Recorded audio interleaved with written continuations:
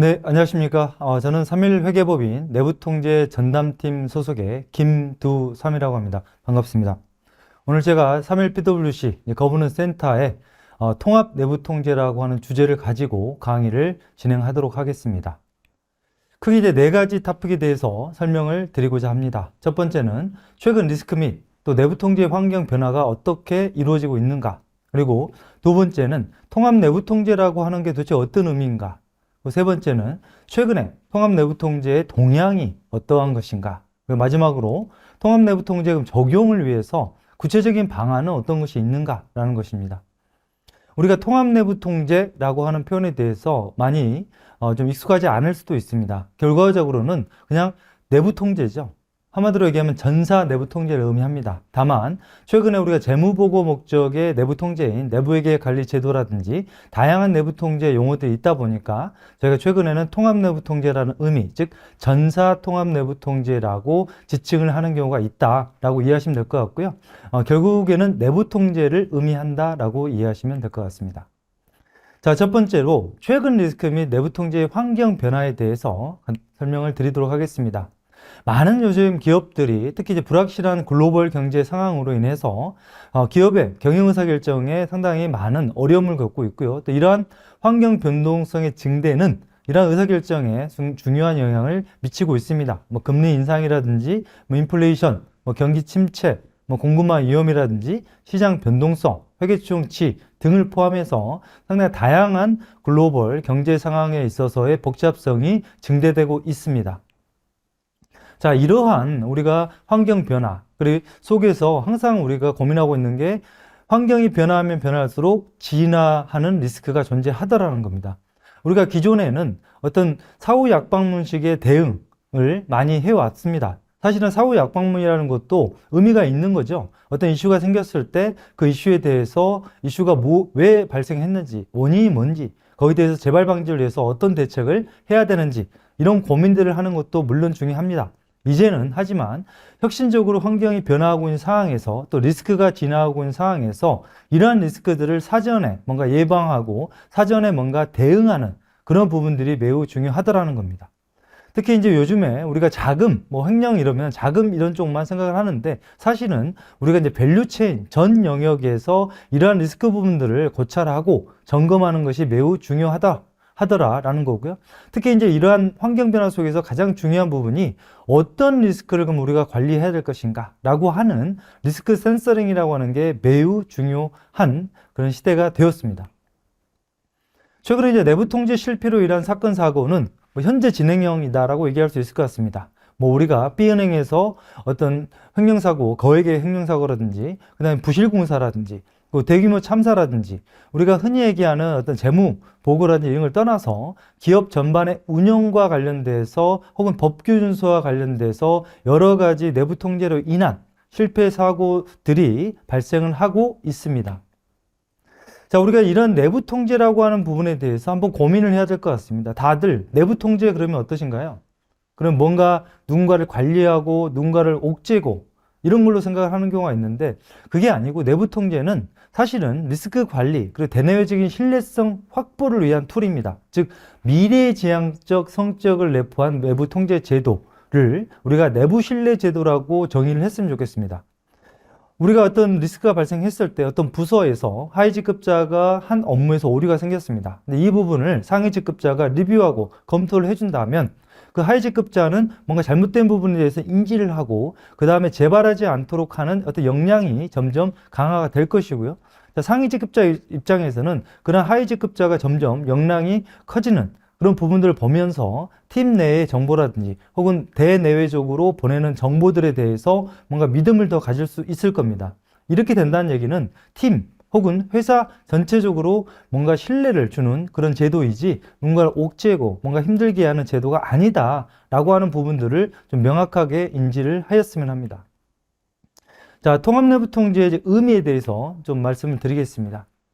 자, 내부 통제 제도라고 하는 거는 우리가 세 가지 목적 달성을 위해서 합리적 확신을 제공하기 위해서 조직의 이사회, 경영진 및 여타 구성원에 의해 지속적으로 실행되는 일련의 과정이다라고 정의를 합니다. 이 세 가지 목적 달성이 무엇이냐?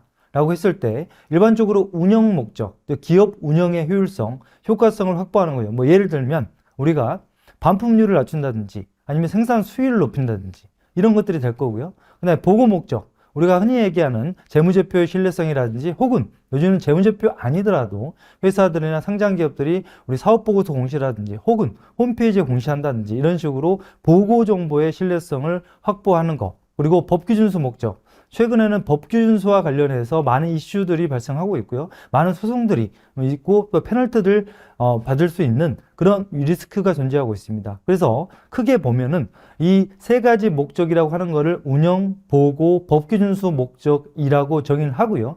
그래서 한 기업, 조직에서의 이 세 가지 목표 달성을 위해서 이루어지는 과정을 우리가 내부통제 제도라고 얘기를 하는 겁니다. 이 중에서 우리가 재무보고 목적과 관련된 내부통제를 우리가 내부회계관리제도라고 지칭을 하고 있습니다. 자, 우리가 내부통제 제도의 프레임워크에 대해서 한번 살펴보면 좀 전에 말씀드린 것처럼 우리가 보고라든지 운영, 준법이라고 하는 것이 각각 사실은 떨어져 있는 게 아니고 지금 보시는 화면처럼 뭔가 유기적으로 연계가 돼 있는 거죠. 그리고 우리가 어떤 밸류체인을 보면은 우리가 R&D, 뭐 구매, 생산, 영업, 재무, 인사 전반에 걸쳐서 사실은 규칙, 그리고 사람, 시스템, 위험 요소를 관리하기 위한 자발적인 통제 절차라는 게 존재합니다. 이걸 갖다가 우리가 내부 통제 제도의 프레임워크이다라고 얘기를 하고요. 일반적으로 코소의 프레임워크를 기반으로 하고 있습니다. 자, 근데 이런 부분들이 적절하게 적용되기 위해서는 일단은 이런 리스크를 제대로 제거할 수 있는 통제가 설계되는 거, 그리고 설계된 대로 그게 적절하게 운영되는 거, 그래서 그 운영이 정말 적절하게 되고 있는가를 모니터링 할 수 있는 평가, 그리고 최종적으로 이런 것들이 독립적으로 실질적으로 이루어지고 있는가를 보는 점검이라고 하는 크게 네 가지 사이클을 갖는 내부통제 프레임워크를 우리가 보통 얘기할 수 있습니다. 자, 코소의 내부통제 통합 프레임워크에 대해서 얘기를 드려보도록 하겠습니다. 자, 우리가 코소라고 하는 거는 내부통제라든지 내부 회계, 리스크 관리를 생각하시는 분들께서는 인지하실 수 있는 매우 중요한 글로벌의 큰 내부통제의 프레임워크이죠. 자, 코소의 내부통제 프레임워크에서는 크게 세 가지를 얘기를 합니다. 자, 내부통제의 목적이 무엇이냐? 좀 전에 말씀드렸던 세 가지일 거고요. 그 다음에 내부통제의 5가지 요소가 무엇이냐? 그리고 어떻게 조직과 연관될 수 있는 것이냐? 이렇게 보통 나누는데요. 자, 우리가 보통 코소라고 하는 거는 아시는 것처럼 The Committee of Sponsoring Organization of the Tradeway Commission이라고 해서 우리가 AICPA 등을 표현해서 미국에서 특히 이제 AICPA 등 5개 민간 단체에서 이러한 리스크와 그다음에 내부 통제에 관련된 거를 정립한 그런 체계라고 보시면 될 것 같고요. 이 코소의 내부 통제에 방금 말씀드렸던 중요한 이 세 가지 부분에 대해서는 왼쪽에 나와 있는 것을 참고하시면 될 것 같습니다. 자, 통합 내부 통제의 중요성에 대해서는 자, 해외 내부 통제 실패 사례를 좀 언급드리면 좋을 것 같습니다. 많이 기사로 접했을 그런 내용들인데요. 뭐 크레딧 우리 스위스라든지 아니면은 실리콘밸리 뱅크라든지 여기에서 매우 중요한 내부 통제 실패 사례가 발생합니다. 뭐 종합적으로 말씀드리면 결과적으로는 리스크라고 하는 게 상당히 복합적이더라. 그리고 종속적이더라라는 거고요. 그 다음에 이 사회 및 고위 경영진에서 리스크에 대한 인지도가 매우 부족했더라. 그리고 리스크에 대응하는 내부 통제가 상당히 부실했다. 즉 리스크 센서링하는 거, 그리고 통제 검증에 대한 부분들이 매우 부실했던 것들이 결과적으로는 이러한 중요한 내부 통제 실패 사례를 가져왔다라고 얘기할 수 있을 것 같습니다. 자, 각각의 케이스에 대해서 좀 검토를 해 보도록 하겠습니다. 첫 번째로는 이제 크레딧 스위스의 사례인데요. 자, 리스크 관리 실패에 대해서 이런 식으로 언급이 되고 있습니다. 자, 일련의 스캔들로 잦은 경영진이 교체되고 사업 구조가 변경이 되었다. 이거는 통제 환경에 이슈가 있었던 거죠. 그리고 잇따른 거액의 투자 실패가 있었다. 이거는 운영상에 뭔가 이슈가 있었던 겁니다. 그리고 AMLA, 우리가 흔히 얘기하는 안티 모니터링 론더링에 대한 위반이 있었다라는 거고요. 그리고 이제 내부 통제 부적정 의견, 이건 재무 보고에 있어서의 뭔가 이슈가 있었다. 즉, 우리가 아까 말씀드렸던 세 가지 내부 통제의 목적, 우리가 하냐는 보고, 그리고 운영, 그리고 법규 준수 전반적으로 이슈가 있었다는 거고요. 결과적으로 이러한 내용들로 인해서 시장의 신뢰 상실로 2023년 1분기에만 690억 달러의 인출이 일어났죠. 그리고 재무보고 상에서의 내부통제 중대한 취약점, 우리가 아시는 것처럼 우리가 내부통제 감사에서 보통 중요한 이슈가 있거나 그 다음에 의견을 변형할 때 보통 중대한 취약점이라고 언급을 하는데 여기서도 그러한 내용들이 언급되고 있습니다. 다만 여기서는 보면은 우리가 캐시플로우에서의 어떤 계정 분류라든지 완전성에 있어서의 통제가 적절하지 않았다라고 해서 재무보고에 있어서의 이슈가 존재하고 있더라는 겁니다. 결과적으로 근본 원인을 찾아보면 통제 위험 평가라든지 모니터링 활동에 적격하고 충분한 리소스 투입이 부족했다라는 거고요. 통제 미비점 평가 과정에서 경영진의 관여가 부족했다. 그리고 통제 미비점의 적시성이 있는 심각성 평가와 개선 조치가 실패했다라는 건데요. 자, 우리가 지금 이걸 시청하고 계시는 회사의 담당이나 분께서는 한번 고민해 보시면 좋을 것 같습니다. 과연 우리 회사는 어떠한가? 이런 전반적으로 재무보고뿐만 아니라 운영과 법규 준수라든지 아니면 통제 환경 전반에 걸쳐서 우리 회사는 그 리스크를 어떤 식으로 평가하고 어떤 식으로 모니터링하고 어떤 식으로 설계하고 어떤 식으로 운영하고 있는가라고 하는 것입니다. 자, 두 번째 케이스는 아까 실리콘밸리 뱅크에 대한 겁니다. 자, 미국의 연준 보고서에서 SVB에 대한 파산 원인 분석을 다음과 같이 정의하고 있습니다. 자, 규모와 복잡성 증대에 따른 취약성을 충분히 인식하지 못했고 취약점 확인 후에는 신속하게 수정하도록 충분한 조치를 취하지 않았다. 그리고 규제 완화 조치가 효과적인 감독을 저해했다라고 되어 있습니다. 즉 결론적으로 이사회와 경영진은 리스크 관리에 실패했다라는 거고요. 예를 들면은 자, 취약성이라고 하는 부분들이 급격한 자산이 증가했다든지 고도로 편중된 사업 모델을 유지했다든지 높은 비보장 예금 등을 추진했다든지 이런 부분들에 대해서 리스크를 충분히 인식하지 못했다는 거고요. 그리고 이사회는 이러한 회사의 리스크에 대해서 적절한 정보를 경영진으로부터 받지 않았고 그리고 경영진의 효과적인 리스크 관리에 대한 책임을 묻지도 않았다는 겁니다. 그리고 금리나 유동성 리기를 관리하는 데 실패했다는 거고요. 특히 내부 통제에 중대한 취약점이 존재한다는 것을 의미하고 있습니다. 또 내부감사 부서에서도 위험평가라든지 실행, 모니터링 프로세스에 대한 중대한 취약점이 존재했다는 겁니다. 결과적으로 전사 차원의 내부 통제의 프레임워크가 없었다라고 얘기할 수 있겠습니다.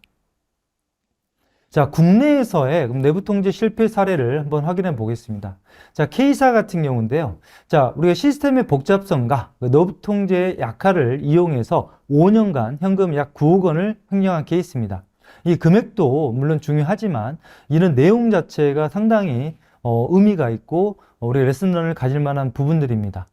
자, 우리가 여기서 보면은 특히 이제 가짜 벤더 마스터 데이터를 본인이 직접 생성하고 또 이 지급 전표를 본인이 직접 생성 승인했습니다. 그리고 지급 시행 그리고 계좌 이체까지 본인이 직접 수행을 함으로써 결과적으로 이런 횡령을 할 수 있었다는 건데요. 자, 여기에서 우리가 알 수 있는 부분들은 결국 업무 분장이 미비했구나. 그리고 마스터 데이터에 부실 관리가 있었구나. 그리고 공용 아이디를 사용하다 보니까 도대체 누가 어떻게 했는지에 대해서 확인이 어렵고 책임 소재를 구분이 용이하지 않았구나라는 거고요. 근데 내부 감사 기능 자체가 상당히 미비했구나라는 겁니다. 다시 한번 강조드리지만 이런 부분들, 특히 내부 통제 실패 사례라고 하는 부분들은 자, 우리 회사에서는 괜찮을까? 라고 생각하셔야 될 것 같고요. 최근에 이러다 보니까 이런 마스터 데이터의 중요성을 많은 회사들이 인지를 하고 이런 마스터 데이터의 신뢰성, 이게 실제로 등록될 때부터 뭔가 변경될 때 그리고 어떤 데이터에 대한 내용에 대한 점검이라든지 이런 데이터 인사이트에 대한 분석 이런 부분들까지 요즘에는 많은 회사들이 관심을 가지고 챙기고 있는 그런 상황입니다. 특히 여기서 중요한 부분이 업무 분장이라고 하는 부분들이 상당히 의미 있는 매우 중요한 내부 통제의 하나의 요소구나 라는 부분을 인식하시면 좋을 것 같습니다. 자, 그리고 또 다른 사례 하나는 자, 우리가 모든 이사는 준법 감시 의무가 있으며 그 다음에 경영진 및 이사는 두 케어를 입증할 책임이 존재한다. 이게 무슨 얘기일까? 자, 우리가 최근에 이제 2년 전에 매우 중요한 대법원 선고 사례가 발생했습니다. 자, 모 회사에서 어떤 여러 가지 담합 이슈들이 그 전에 일부 조그맣게 존재를 해왔는데 상당히 큰 담합 이슈가 발생을 해서 회사가 상당히 거액의 페널티를 먹게 되고요. 또 이로 인해서 많은 규제를 받게 됩니다. 이와 관련해 가지고 주주 등이 소송을 제기한 거죠. 근데 여기에서 지금까지 과거에는 우리가 사실은 특히 사회이사 분들에 대해서는 어떤 대법원이나 판례에서 그렇게 많은 경우가 페널티로 부과되는 적은 없었는데, 이 경우에는 명확하게 내부 통지에 대한 책임에 대해서 경영진과 사회이사에 대해서 명확하게 했다는 점에서 매우 중요한 의미가 있습니다. 보시면 내부 통제 시스템이 전혀 구축되어 있지 않은데도 내부 통제 시스템 구축을 촉구하는 등의 노력을 하지 않거나, 그 다음에 내부 통제 시스템이 구축되어 있더라도 제대로 운영되어 있지 않다고 의심할 만한 사유가 있는데도 이를 외면하고 방치하는 경우, 즉 이를 고치라고 촉구하지 않는 경우에 감시 의무의 위반으로 인정될 수 있다는 겁니다. 즉 사회이사는 회사가 준법 감시 내부 통제를 제대로 구축 그리고 운영하도록 감시하고, 또 경영진은 이러한 내부 통제가 적절하게 구축, 운영되도록 관리 지원할 책임이 존재한다라는 것을 명확하게 한 판결이다라고 이해하시면 될 것 같고요. 기존에 조그맣게 있었던 우리가 담합이나 이런 사건들이 있었음에도 불구하고 왜 사회이사는 여기에 대해서 경영진에게 이런 부분들을 리스크가 있으니 이거를 갖다가 뭔가 예방하거나 적발할 수 있는 내부 통제를 구축하세요라고 촉구하지 않았는가? 그리고 경영진들은 이미 담합이나 이런 사건과 관련된 이슈가 기존에 작았다 하더라도 존재했는데 왜 이러한 리스크를 인지하고 있었음에도 불구하고 회사에 이러한 거를 제거나 예방할 수 있는 그런 내부 통제 시스템을 구축하지 않았는가라고 하는 게 핵심 요소였습니다. 자, 우리가 내부 통제 실패 사례의 교훈을 보면은 월스트리트 저널에서 이렇게 표현을 합니다. It took 4 decades to build Silicon Valley Bank. It took 36 hours to dismantle it.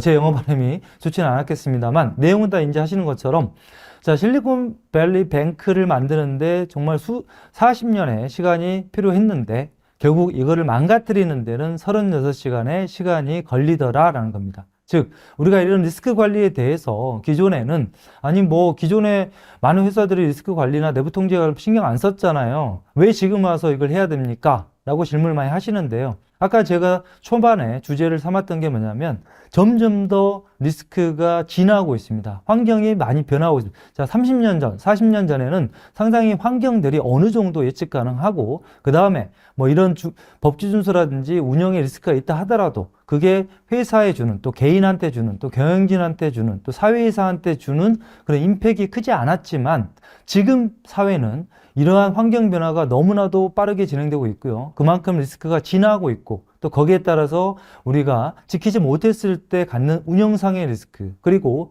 법규 준수로 인한 아까 대법원 판례처럼 여러 가지의 소송 리스크, 이런 부분들이 점점 증가하고 있기 때문에 이제는 회사 전반에 걸친 리스크에 대해서 확인하고 이런 부분들을 제거나 예방할 수 있는 그런 내부 통제에 대한 고민을 시작해야 될 시기라고 보여집니다. 자, 최근에 통합 내부 통제에 대한 동향에 대해서 말씀드리겠습니다. 자, 그러면 우리나라는 이런 통합 내부 통제에 관련된 규정들이 없었나요? 라고 궁금해 하실 것 같습니다. 아닙니다. 지금까지 금융기관 대상으로 준법 감시인이라고 하는 제도가 2000년, 그리고 5천억 이상 상장사에 대해서 준법 지원인이나 준법 통제 기준이라는 게 2012년, 그리고 ISO 같은 경우는 물론 어떤 법규나 국내 규정은 아닙니다만 요즘에 국내 기업들이 많이 채택을 하고 있기 때문에 우리 ISO의 국제 표준 같은 경우가 특히 최근에 2016년에는 이제 37001이라 해서 부패 방지 경영 시스템, 그리고 37301 규범 준수 경영 시스템이 2021년에 도입이 되죠.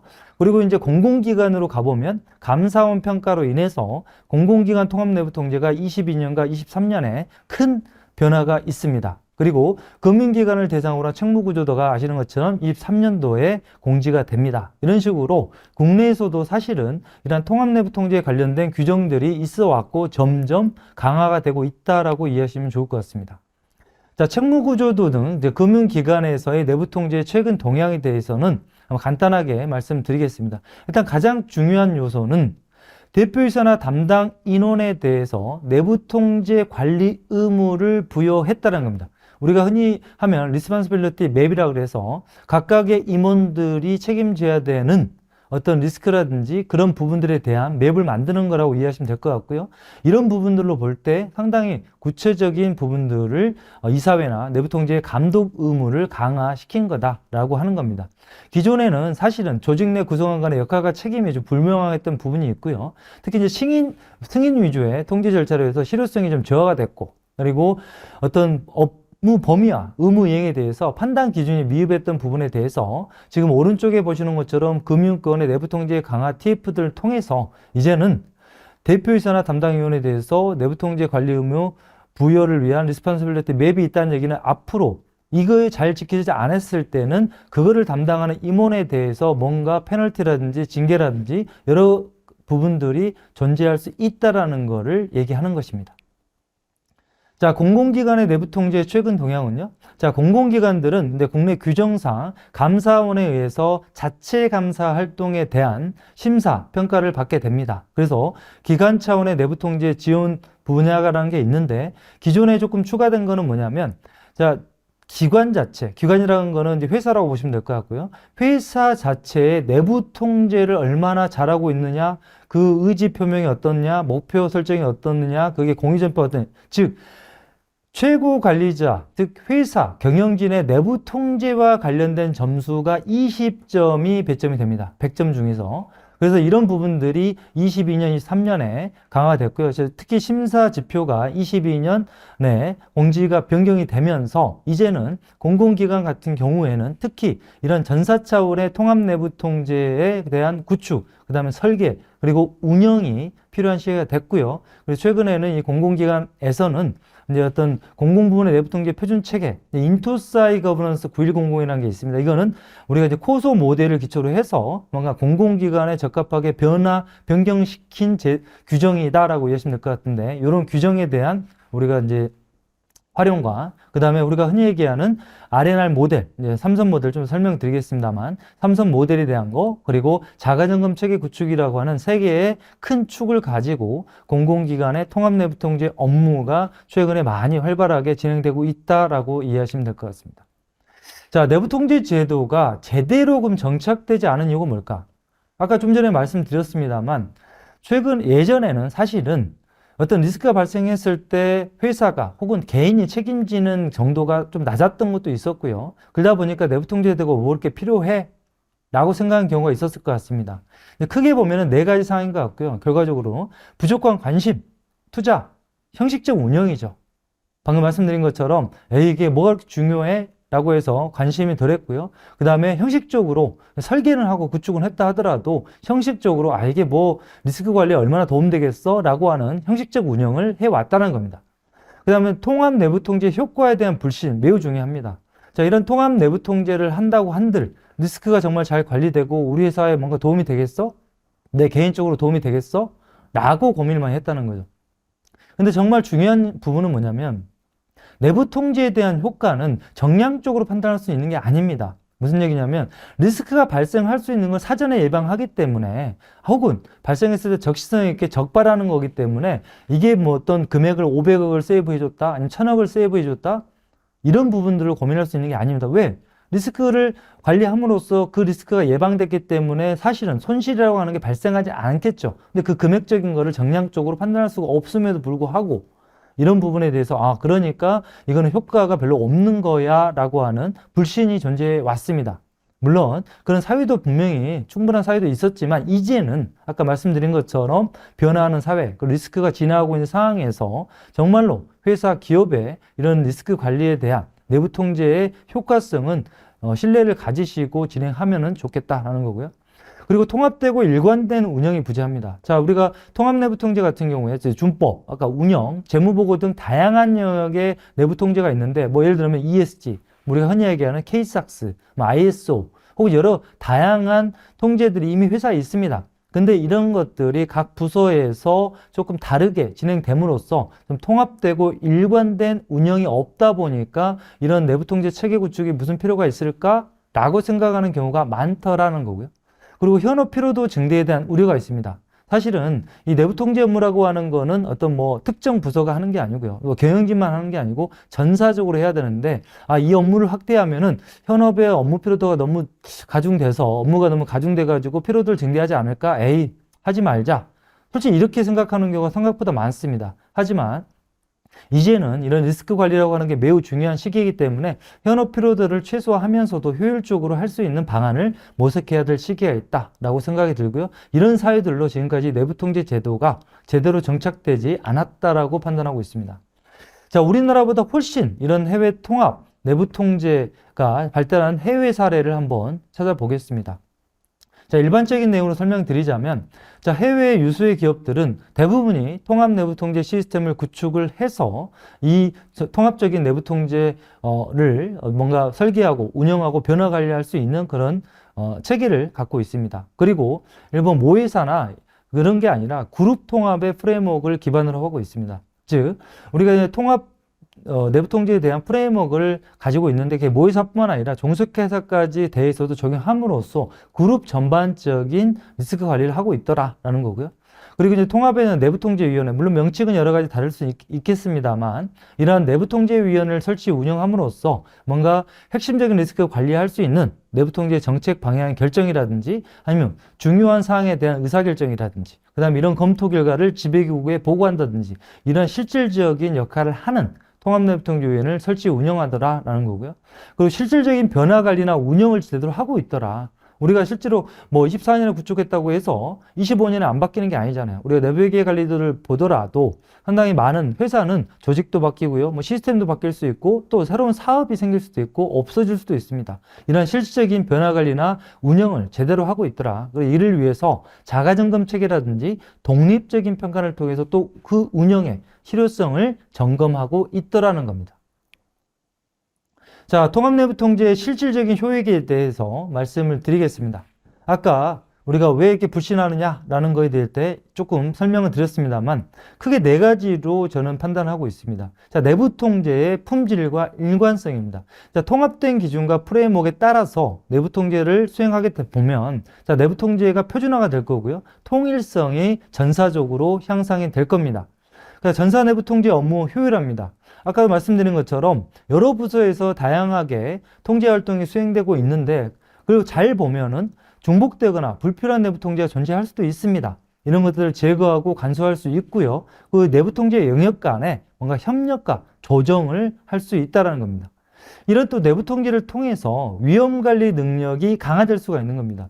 우리가 항상 요즘 리스크 관리 그러는데, 그를 부서별로 뿐만 아니라 전사적인 관점에서 잠재 리스크를 식별하고 대응하는 거, 그리고 그 식별된 리스크에 대해서 뭔가 효과성 있는 대응 방안을 제고하는 거, 이런 것들이 매우 강화가 될 것이다 라는 거고요. 그 다음에 아까 현업의 피로도와 반대로 현업의 업무 효율화가 추진 가능하다는 점입니다. 자, 현업의 업무나 통제 개선 사항을 갖다가 파악함으로써 오히려 업무를 어떤 걸 자동화할지, 어떤 거를 효율화할지, 이런 부분들에 대한 추진이 가능하다는 겁니다. 오히려 이런 부분을 통해서 현업 업무의 부담이 경감될 수 있다는 점을 꼭 인지를 해주셨으면 좋겠습니다. 즉, 회사 및 그룹의 실적인 리스크 파악, 그리고 이에 대응되는 실효적인 통제 설계 운영을 통해서 회사의 목적, 그리고 리스크 관리 달성 가능한 체계를 구축하는 것은 매우 우리 그룹, 그리고 회사 전반적으로 실질적인 효익을 가져올 수 있다는 부분을 다시 한번 강조드리겠습니다. 자, 우리가 집에서도 예를 들어서 내년에 뭔가 얘가 학교를 들어가요. 학교를 들어가는데 돈이 필요합니다. 그러면 보통 어떻게 하나요? 우리 리스크가 뭐죠? 내년에 돈이 없어서 애 학비를 대주지 못할 위험. 그럼 집에서도 어떡합니까? 뭔가 비용에 대해서 절감 계획을 세우고, 또 이걸 모니터링하고, 그럼 어떤 부분에서 줄일 것이냐. 그것도 그러면 엄마 혹은 아빠가 그러면 한 달마다 우리가 비용 쓴 거에 대해서 한번 점검해보고, 이슈가 있으면은 대응도 하고, 이런 절차를 만들잖아요. 그게 바로 내부 통제입니다. 기업에서도 마찬가지인 게, 어떤 리스크가 식별됐을 때, 중요한 리스크가 식별됐을 때 그걸 갖다가 얼마나 체계적으로, 얼마만큼 통일성 있게, 얼마만큼 효율적으로 뭔가 대응 방안, 즉 통제 방안을 만들어서 그거를 실질적으로 설계, 구축, 운영하느냐에 따라서 그 기업의 밸류와 그 기업의 미래는 달라질 수 있다는 겁니다. 자, 통합 내부 통제 적용을 위해서 이제 구체적인 그러면은 도대체 방안이 무엇이냐라는 거를 간단히 설명드리겠습니다. 오늘 뭐 주어진 시간 자체가 많지는 않기 때문에 좀 핵심적인 거 위주로 설명을 드리도록 하겠습니다. 자, 우리가 통합 내부 통제 체계 구축을 하게 되면 도대체 어떤 업무를 하는 겁니까? 라고 궁금해 하실 것 같습니다.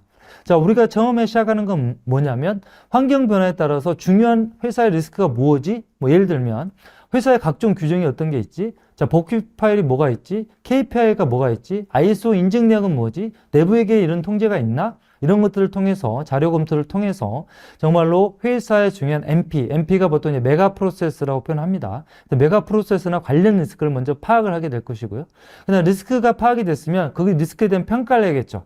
우리가 내부회계 같은 경우도 똑같지만 어떤 리스크가 있다고 해서 그 리스크가 모두 같지는 않겠죠. 어떤 건 매우 하이 리스크일 수도 있고 어떤 건 미디엄, 어떤 건 로우 리스크일 수도 있습니다. 그러면 리스크의 수준에 따라서 당연히 통제 활동의 수준이 달라져야겠죠. 그래서 리스크 평가를 통해서 뭐 어떤 리스크가 더 중요한지 조금 덜 중요한지에 대한 판단을 할 겁니다. 자, 그리고 회사 목적이나 리스크 관리에 부합되는 이제 체계를 정립하겠죠. 즉, 아까 말씀드린 ISO라든지 내부회계라든지 아니면 각 부서에서 갖고 있는 뭔가 통제 활동을 통합해서 회사 목적, 그리고 리스크 관리에 대응하는 전사 통합 내부 통제 체계를 구축하게 됩니다. 그리고 이런 구축된 거에 대해서 뭐 어떤 식으로 내재화하고 운영할 것이냐 그 방안을 보통 마련하게 되고요. 이거는 자가점검 체계라든지 제3자 독립된 평가를 포함한 내재화 그리고 실질적인 운영을 위한 방안을 마련합니다. 예를 들어서 아까 말씀드렸던 내부통제위원회라든지 혹은 내부통제에 관련된 결과나 이런 부분들을 성과평가에 반영한다든지 이런 부분들입니다. 그리고 중장기적으로 바람직한 개선사항을 도출하게 됩니다. 우리가 뭐 처음 구축할 때 모든 걸 다 할 수는 없기 때문에 이런 부분들에 대해서는 개선을 도출해서 중장기적으로 예를 들어서 효율적인 운영을 위해서 내부통제 시스템, 뭐 패키지 같은 걸 개발한다든지 도입을 통해 가지고 이거를 뭔가 사용하는 사람들 혹은 모니터링하는 사람들이 보다 더 효율적으로 업무를 진행할 수 있는 그런 방안을 마련한다든지 이런 식으로 진행을 해서 결과적으로는 회사의 실질적인 리스크 관리를 위해서 내부통제 체계를 정립하고요. 그리고 실효적인 진단을 통해서 보통 중장기적인 로드맵을 수립하는 게 일반적인 통합 내부통제 체계 구축의 주요 업무 태스크다라고 이해하시면 될 것 같습니다. 자, 우리가 통합 내부통제 구축에서 어떤 부분들을 고려할 것이냐라는 건데요. 아까 잠깐 설명드렸던 자, 내부통제의 표준 체계를 갖다가 인지를 해야 됩니다. 그게 보통 코소, 아까 말씀드렸던 코소나 인투사이 모델. 인투사이 모델은 아까 설명드린 것처럼 우리가 이제 공공기관에 적용되는 코소를 좀 활용한, 변형한 그런 모델이다라고 이해하시면 될 것 같고요. 그 다음에 내부 통제의 R&R을 그럼 어떻게 가져갈 것이냐, 누가 무엇을 어떻게 할 것이냐라고 하는 내부 통제 R&R 모델을 적용합니다. 보통 이제 3라인 모델이라고 하는데요. 이거는 2013년에 우리가 세계 내부감사인협회가 공표한 모델인데요. 내부 통제 거버넌스에 대한 이론이고요. 내부 통제 운영 모델로 제시가 됐는데 원래는 3라인 디펜스 모델이라는 이름을 했다가 2020년에 3라인 모델로 이름이 명칭이 변경되었다 정도만 이해하시면 될 것 같습니다. 그래서 이거는 1선, 2선, 3선에 대한 부분과 역할 정립에 대한 언급을 하고 있습니다. 자, 내부통제 운영 모델에 대해서는 그럼 내부통제가 제대로 운영되고 있는지를 우리가 어떤 식으로 모델링 해야 됩니까? 라고 하는 부분이고요. 우리가 이제 컨트롤 셀프 어세스먼트라고 해서 현업, 즉 통제 활동을 담당하고 수행하는 분들을 보통 현업이라고 보통 표현합니다. 그래서 이런 현업분들의 자가점검 체계를 구축해야겠다. 이름으로써 내재화를 해야 된다는 거고요. 그 다음에 체크리스트로 현업 스스로가 결국 내부 통제 활동을 운영을 점검을 할 수 있어야 된다. 라는 거고요. 그 다음에 추가로 제3자의 독립적인 평가를 통해서 실질적인 운영이 되고 있는지를 뭔가 점검하고 모니터링 할 필요성이 있다. 그래서 크게 이 세 가지의 체계 혹은 뭐 모델을 활용한다라고 이해하시면 될 것 같습니다. 가장 이제 이 통합 내부 통제 업무에서 중요한 영역이 뭐냐면, 자, 우리가 내부회계 관리 제도를 좀 아시는 분들은 내부회계 관리 제도는 사실은 통제 대상이라는 게 정의가 되어 있습니다. 어떻게 해요? 자, 재무제표를 보시면 우리가 재무제표 개정 과목들이 뭐 매출, 원가, 유형자산, 뭐 비용 이런 것들이 이미 개정 과목이 존재하잖아요. 그게 바로 우리가 흔히 얘기할 수 있는 통제를 어떤 거를 해야 돼? 라고 하는 대상이 정의되어 있는 거죠. 하지만 아까 말씀드렸던 운영이나 복진수를 포함한 전사통합 내부통제 같은 경우는 이 통제 대상을 무엇으로 할 것인가 라고 정의하는 게 매우 어렵고 중요합니다. 즉 이런 부분들에 대해서 크게 회사의 주요 과제, 비전이나 목표, 중장기 경영 전략 이런 쪽에서 있는 주요 과제를 먼저 파악을 해야 되고요. 그 다음에 KPI, 그다음에 성과평가 심사 지표라든지 규정 지침, 해당 법규자료 등을 통해서 이러한 부분들을 통제 대상을 정의하는 게 매우 중요합니다. 그리고 기존 감사실에서 내부 지적사항 혹은 외부 감사인을 포함한 외부 지적사항, 발견사항들 혹은 기존의 법규 위반 사례 등을 통해서 기존에 인지하고 있는 오류 미비점들을 총괄적으로 고려해서 실질적인 통제 대상을 정의하는 것이 매우 중요한 업무입니다. 아까 말씀드린 것 중에 그러면은 우리가 파악한 리스크가 다 중요하다라고 얘기가 어렵겠죠. 그래서 리스크를 갖다가 평가하는 겁니다. 자, 우리가 내부 통제나 내부 회계에서 항상 얘기하는 거는 절대적 확신이 아닙니다. 합리적 확신입니다. 모든 리스크를 어떻게 파악해서 모든 리스크를 예방, 적발할 수 있겠습니까? 우리가 합리적 확신이라는 건 뭐냐면 충분히 중요한 리스크에 대해서 합리적인 통제 절차를 설계, 운영하는 것을 의미하는 것입니다. 그래서 이런 식으로 해서 보통 예로 말씀드리면 정말로 이게 얼마만큼 발생 가능해? 그 다음에 이게 얼마만큼 영향을 줄 수 있어? 그게 금액적일 수도 있고요. 아니면 비재무적일 수도 있겠죠. 이런 것들을 고려해서 보통은 5등급이 될 수도 있고 10등급이 될 수 있겠습니다. 예로 보면 5등급을 나누면 결국 25등급이 되겠죠. 그래서 보통은 이제 오케이 16점 이상은 고위험으로 봐야겠네. 혹은 우리가 4점 이상에서 8점 미만은 저위험으로 봐야겠네. 이런 식으로 해서 뭔가 정의를 해서 실질적으로 중위험과 고위험 위주로 리스크 관리 및 관련된 통제 활동을 정립하는 거, 이게 리스크 평가에서 하는 중요한 의의다라고 이해하시면 될 것 같습니다. 자, 여기서 이제 한 가지 좀 드리고 싶은 얘기는 이런 리스크를 평가하고 나서 통제를 통해서 그럼 제거되는 위험 수준이 뭐야? 라고 해서 그게 잔여 위험입니다. 자, 고위험이라고 하는 거는 어떠한 통제 활동이 없다는 가정하에 근데 그 리스크 자체의 위험이 어떻게 되느냐라고 하는 게 지금 밑에 보이시는 이 리스크 평가 등급을 하는 거고요. 그리고 나서 통제 활동들이 몇 개가 있을 때 그 리스크를 제거하면서 이 통제 활동으로 인해서 어느 정도의 점수를 줄일 수 있느냐 라는 거를 고려한 게 잔여 위험입니다. 그 잔여 위험이 요 표에서 보시면 결국에는 2등급 이하가 돼야지만이 추가적인 통제 절차가 필요하지 않겠다라고 판단할 수 있는 겁니다. 자, 또 3선 모델에 대해서 설명을 드리겠습니다. 3선 모델은 자, 우리가 보통 1선, 2선, 3선이라고 얘기를 하는데 1선은 아까 말씀드린 것처럼 현업입니다. 현업. 그리고 각 부서죠. 그 다음에 2선은 뭐냐면 주관부서 혹은 리스크 매니지먼트, 우리가 흔히 얘기하는 재무부서 혹은 품질부서, 보안부서 아니면은 준법부서 이런 데가 2선이 될 겁니다. 관리부서라고 생각하시면 될 것 같고요. 3선은 우리가 흔히 얘기하는 내부감사 부서가 될 겁니다. 그래서 1선과 2선, 3선 각각의 역할과 책임이 있는 거고요. 이런 부분들을 체계 정립을 잘 해야지 전반적인 통합 내부 통제의 체계 정립이 가능하다라고 이해하시면 될 것 같습니다. 자, 그리고 또 하나 중요한 부분이 자가점검 체계와 제3자 평가입니다. 자, 자가점검 체계라고 하는 부분들이 왜 중요하죠? 자, 현업 스스로가 내가 지금 하고 있는 통제 활동이 적절하게 설계 운영되고 있어요 라고 하는 부분들을 점검하고 확인해야지만이 그게 업무적으로 내재화가 될 수 있는 겁니다. 자, 내부회계 관리도 감사를 받는 경우에는 이런 자가점검은 잘 인정하지 않는 경우가 있습니다만 통합내부통제에서는 이런 자가점검 체계라는 게 매우 중요한 게 결과적으로 이게 운영이나 법규 준수를 포함한 전사적인 통합내부통제가 실질적으로 내재화되기 위해서는 현업 스스로가 이 통제에 대해서 이해하고 이 현업 스스로가 이 중요성을 인지해야 되고 어떤 식으로 운영해야 되는지를 점검할 수 있어야지만이 내재화가 되기 때문에 자가점검 체계라고 하는 게 매우 중요하더라라는 거고요.